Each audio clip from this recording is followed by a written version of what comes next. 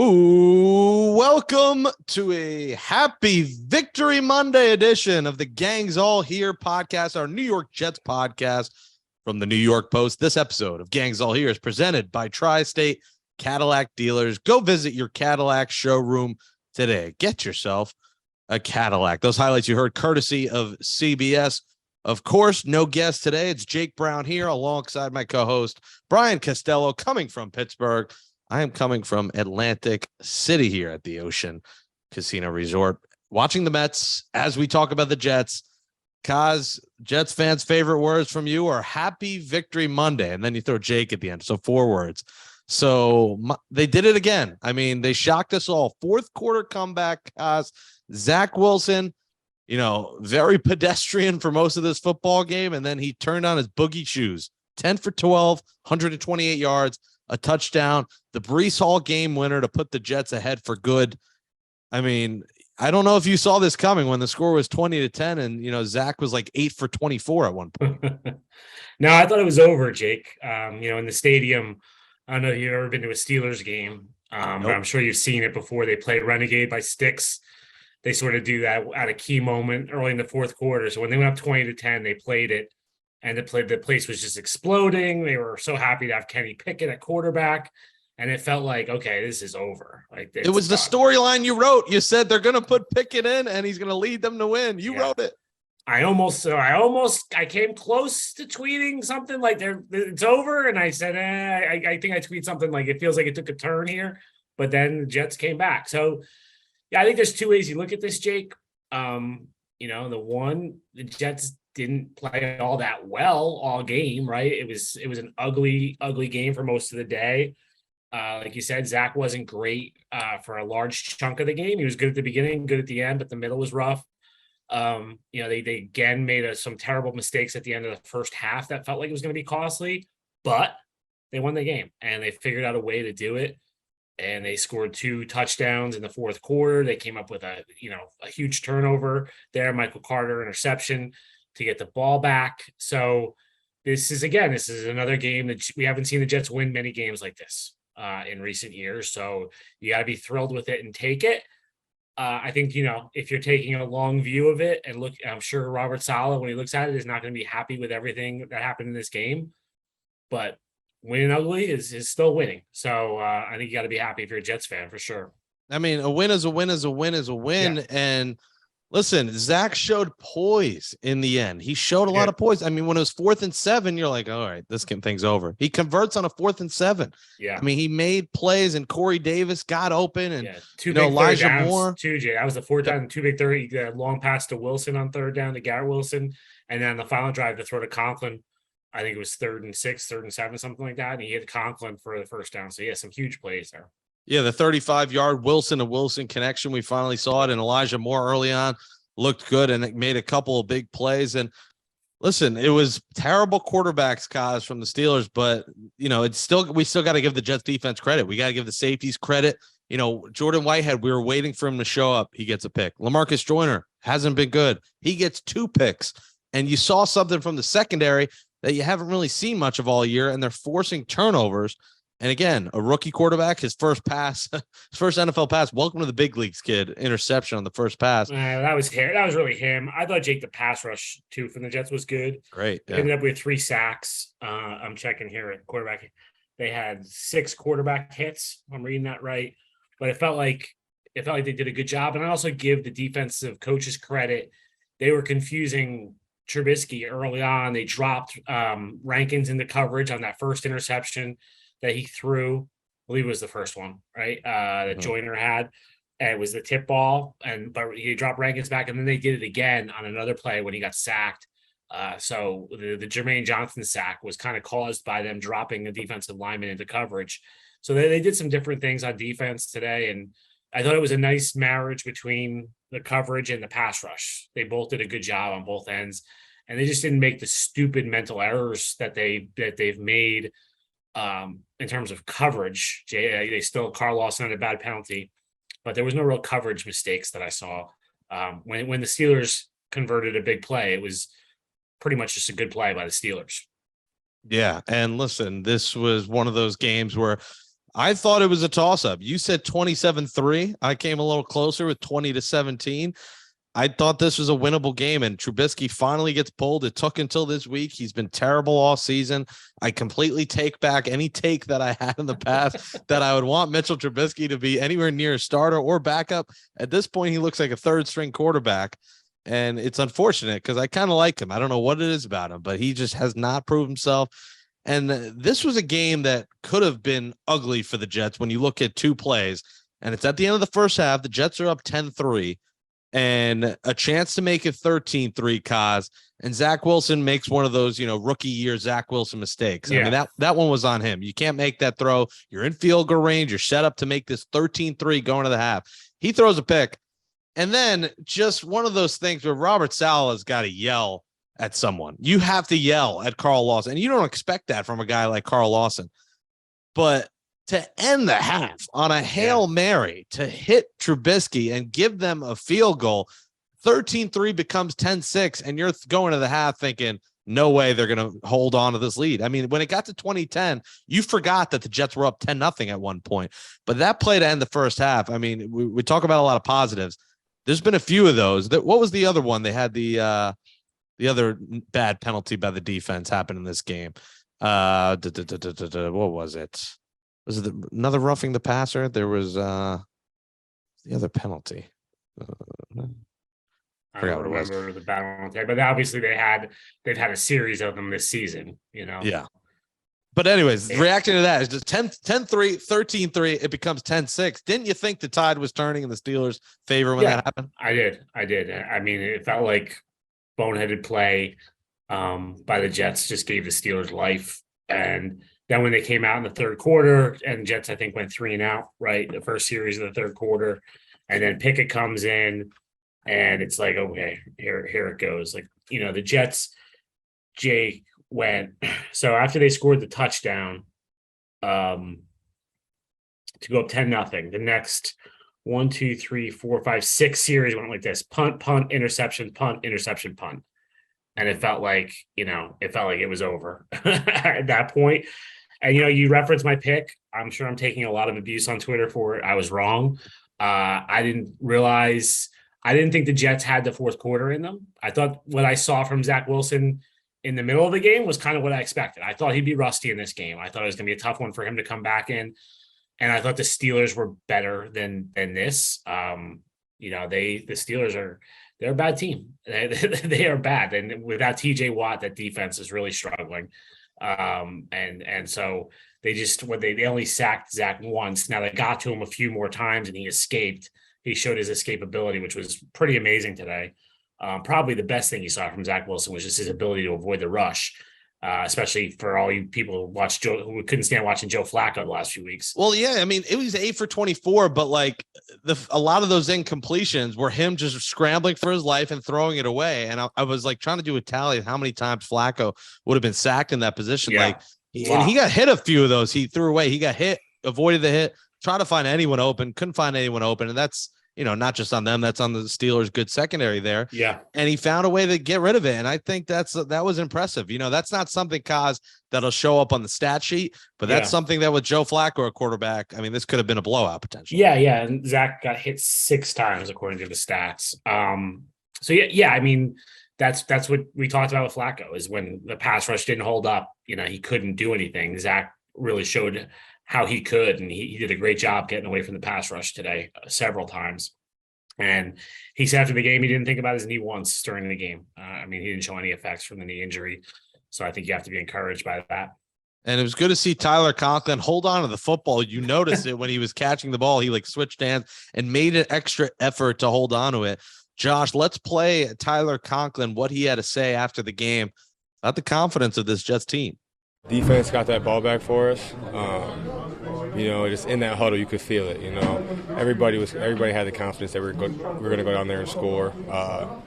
Zach was confident, and I think once they got us that ball back, we knew what we had to do. Conklin, a big part of this offense, Kaz, and again, what is the CJ Uzomah is like the new Denzel Mims mystery. Do we have any idea what's going on? Yeah, he wasn't targeted once. Right? Yeah, he's not even on the stat sheet. He's healthy and active. I don't get it. Yeah, he played a lot. I feel like he was out in the field a good amount, and they they were using 2 tight ends quite a bit to help the tackle situation.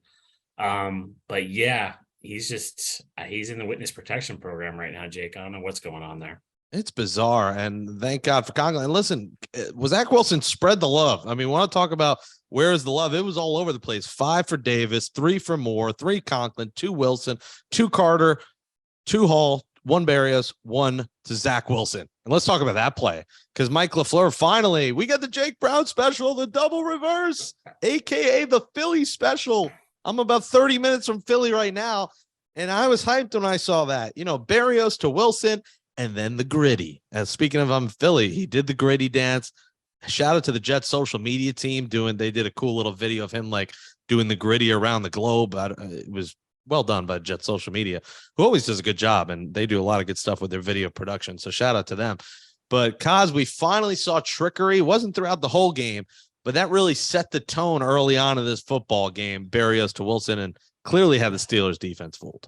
Yeah, it was a great play. I was talking to somebody before the game from the Jets, somebody in the Jets front office, and I said, I feel like LaFleur's got to get back to some trick plays like that. When they were rolling last year, he sort of did that, and I thought it gave them just a nice element, a little bit of energy. And you saw it was a great call, because we've seen them go with the jet sweeps a lot and the end arounds to Berrios, and this was sort of a play off of that. I'm sure the Steelers were looking for that. And they all went with Garrett Wilson when he went to the left, and Zach was wide open. So it's that play. At some point, people are going to start expecting that play, I guess, at the goal line, Jake. But I feel like it works almost every time. Yeah, I'd love to see that in the docket every week. Can we make that happen every week? Can you? And they ran. I mean, remember they ran it with Mike White last year on a 2-point conversion against Cincinnati, and they ran one other trick play that did not work as well, Jake, right? The throwback from Michael Carter. That could have been ugly. And Zach, again, actually the cover photo, I think, for this show is Zach throwing that away where he dives forward. He looks like he's like a hero saving someone's life. I'm curious the rule interpretation there, because I thought that was a fumble, and like you can't just throw a fumble forward. So I guess they ruled it was a pass. I'm interested. I would be interested to talk to a rues official about that play. Didn't he there was some grumbling behind him? There was grumbling there was grumbling from the Steelers people. So it was a lateral, but so then it's a fumble, right? When he doesn't catch the pass, it's a fumble. So then I don't know the rule though. When a quarterback then picks it up and throws it, they ruled it an incomplete pass. But there was a long huddle with the officials to go over it at that point. So, but I kind of thought, okay, once it hits the ground, it's a fumble. And it felt like Zach was just, he was just getting ready. I figured just because he was still behind him and behind the line of scrimmage that he's allowed to pick that up and throw it. But that is interesting. I didn't even think about that in the moment. I was also watching a sports book. I didn't get the broadcast, which it's fine. It was Greg Gumbel. I'm not going to lose sleep over not hearing Greg Gumbel. If it was Ian Eagle and Charles Davis, the Eagles broadcast on here. We're in Philly territory, but sorry to, crap all over Greg Gumbel. Seems like a nice man, Jake. He is. I've interviewed him at March Madness Media. Look at that. He was nice enough to give you an interview, and you just crap all over him, huh? Well, I like Ian and Charles just much better than them. But listen, there was something different, and we talked about LaFleur. He didn't get the tight ends involved much because the Conklin to Uzama thing is still a mystery. And we got to give credit to the defense. Again, the pass rush, we said up front, we need to do better up front. Jermaine Johnson with a sack, Carl Lawson with a sack, and Quinnen Williams with a sack. Josh, let's cue up the Quinnen Williams audio, because he had a description for this Jets team that, someone leave people surprised at 2-2. Josh, let's play with Quinnen had to say. It can mean a lot, man, just to see that if we execute, communicate, and go out there and give it all our 100%, we can do big things in this NFL. We got a great team. We just can't shoot ourselves in the foot, man. That was the biggest thing looking in the past 3 weeks going into this game, which is big and on communicating with each other, just big on executing the play that's getting called to our 100% ability. So, bless you, Quinnen Williams. We've got a great team, he says. They're 2-2, Kaz. They beat 2 mediocre football teams in the Browns and Steelers. Are they, Jake, help me out here. Are they playing for first place next week? What's the deal? What's the standings right now? I'd have to. Bills, the Bills won today. Bills won. Oh my God, So they might actually be so they're Dolphins both- are 3-1, Bills are 3-1, Patriots Okay. are 1-3. Jets are 2-2. The New York Jets are playing for first place. So theoretically, if the Jets win and the Bills lose next week, there's a 3-way tie atop the division, right? Do you believe in miracles? They're not in first on Thanksgiving or Columbus Day. They could be in first on Columbus Day. How about that? Here's the positive, Jake. I'm kidding around about first place, but we're not talking about Tankathon right now.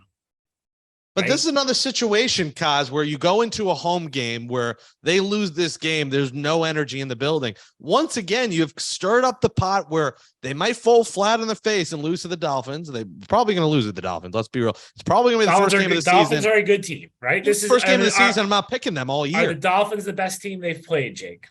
Teddy Bridgewater at quarterback.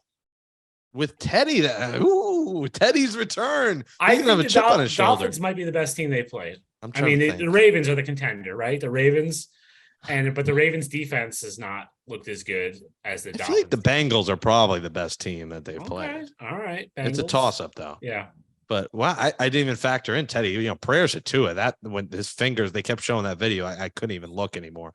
That whole thing. That's a story for the next show. I assume it'll be Teddy Bridgewater because if they throw Tua back out, there's no way they're playing Tua this week. What's the movie where they kept throwing the guy out with a concussion?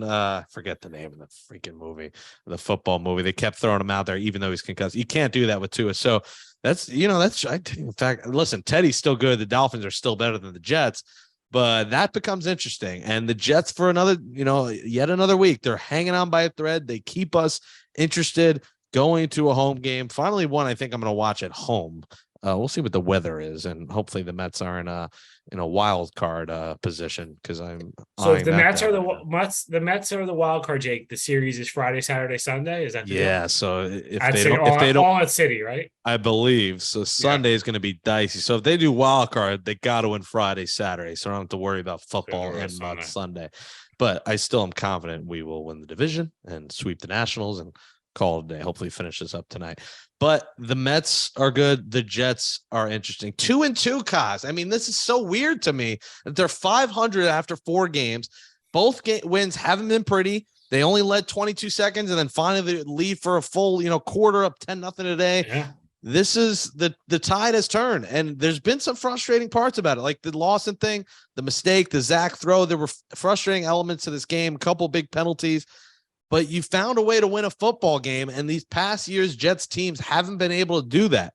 So maybe this is different. I'm not going to say different regime like the Giants at 3-1 because this is still the same coach as last year. Yeah, and they have lots to fix, but there's a lot more positive vibe a month into the season that we haven't felt since 2017, 2018. 18, they were 3-3. Yeah. Mm-hmm. And then they won one more game the rest of the season. So it's a cautionary tale. Yeah, you said the tide has turned. I'm not ready to say the tide has turned. Good wins. 2 wins, like we said, that they've lost these games in the past few years, coming away with wins. But you kind of you need to see them play a little bit better to say, oh, the tide has turned.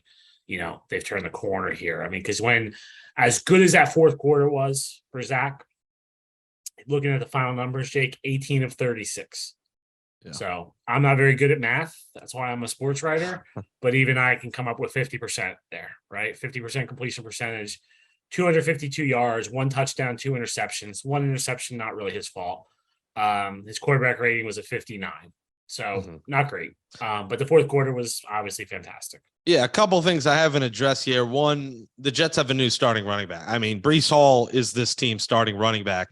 Yeah. He looked good, Kaz. And behind what I want to get to next, a beleaguered offensive line, Breece Hall is going to take over for Michael Carter and get more carries. He's the guy, not only as a rusher, but as a receiving back too. He's been fun to watch. What a pick.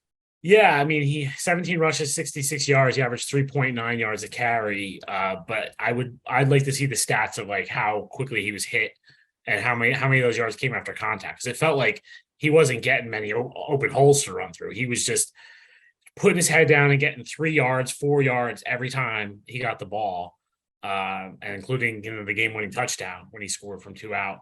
So, yeah, I agree with you. I think, they always talk about, well, we'll ride the hot hand. Well, Breece Hall's a hot hand. So now they did it in this game. Hall got 17 carries. Carter had 9.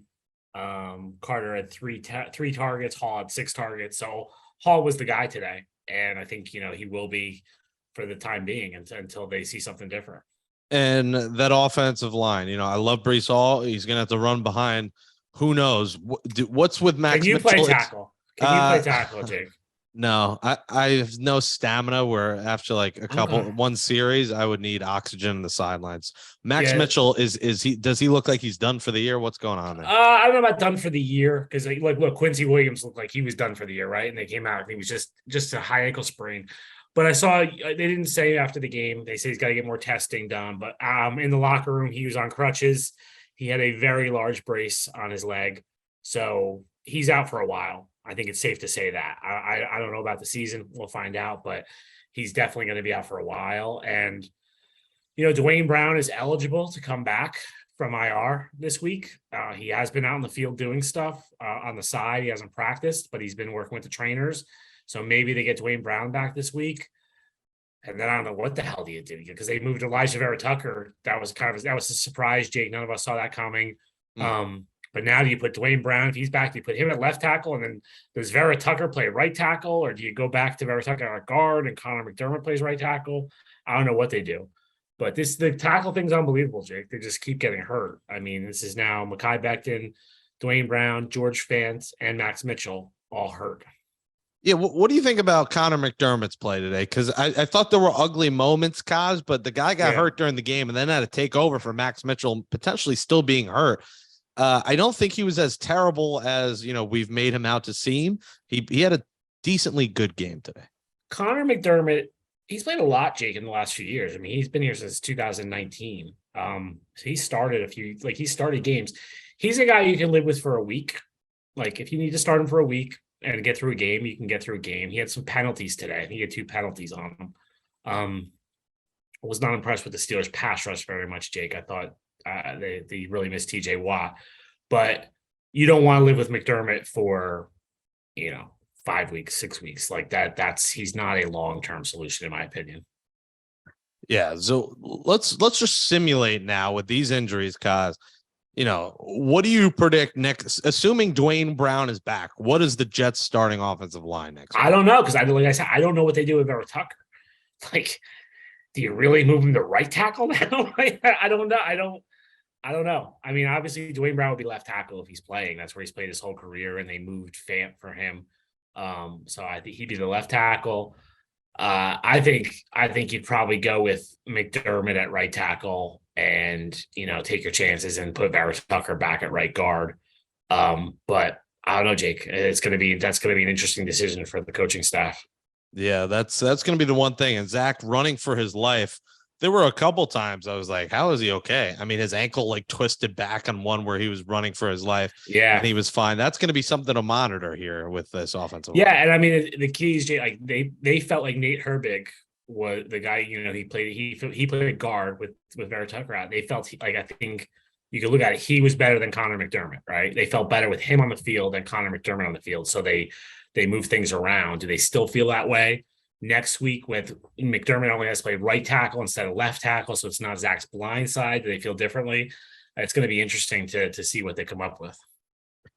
And it wasn't pretty for the offensive line, but they got the job. That's going to be the theme of this season for the Jets. It wasn't pretty, but they got the job done. And speaking of the offensive line, we would be doing a disservice, Kaz, if we didn't mention that unfortunately the Jets lost 2 offensive line greats in Marvin Powell and Jim Sweeney.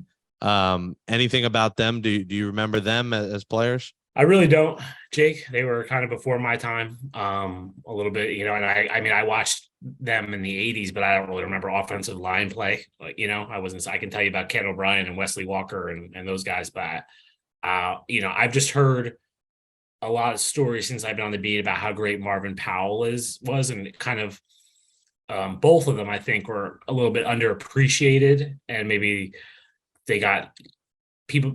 A lot of people didn't know how good they were. When we've had like Ring of Honor discussions, Marvin Powell's name always comes up, and Jim Sweeney started a lot of games for the team. And you talk about that lineage at center with the Jets, going back to John Schmidt, and then more recently with Kevin Mawai and Nick Mangold, but Sweeney's part of that too. If you look at how long he started at center. pretty impressive. So 158 game Iron Man Yeah. streak. Yeah. So that's pretty impressive.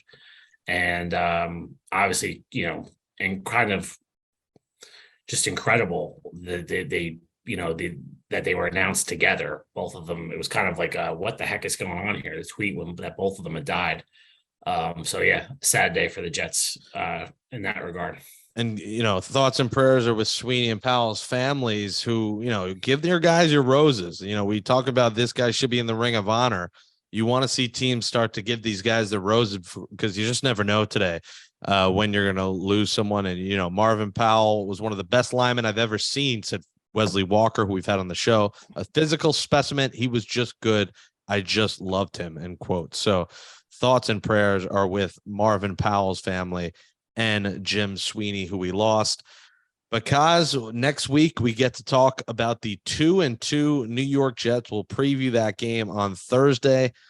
Just give me your final thoughts. This is a mixed bag here, but you're leaving Pittsburgh at 2-2. I think any Jets fan and their mom is going to sign up for 2-2 after these 4 games, with 3 with Flacco, with all the offensive line injuries, with Zach going 8 for 24. The score's 20-10. I think, there's lots to improve on, but it's hard to not sign up for what we've seen so far. Yeah, but you want to improve on 2-2, Jake, right? You'd rather improve on 2-2 than 0-4 or 1-3. And I think when you looked at the schedule, I kind of looked at it and thought, okay, Cleveland, at Pittsburgh, they could win one of those games, right? I thought they'd get one out of those 2. They get both of them. So I think you got to be happy. They came out of the AFC North 2-2. When we saw that schedule, and everyone was, oh my gosh, AFC North, they could be 0-4, So that was kind of the thought. But they pull out the 2 games, and it's not pretty, but they, like we said, the Jets have not won many games in recent years. So I don't think you can be really looking for style points right now. You just got to take what you can get. It took a funky turnover down the stretch there to get the ball back. It took some bounces. It took a few penalties, but the Jets are 2-2. And Kaz, before I close out the show, I need the 3 famous words. I need some enthusiasm from you. Give me the 3 words. I'm not giving you any enthusiasm, Jake. I'm not giving you any enthusiasm. Give me the 3 words. Let's enjoy your Monday. I want a happy victory Monday. Let me hear it. 3 words. Happy victory Monday, Jake. Let's go. I'll close out Gangs All Here next. Then wish me a happy travel Monday. Happy travel Monday. Did you get Primanti Brothers? No.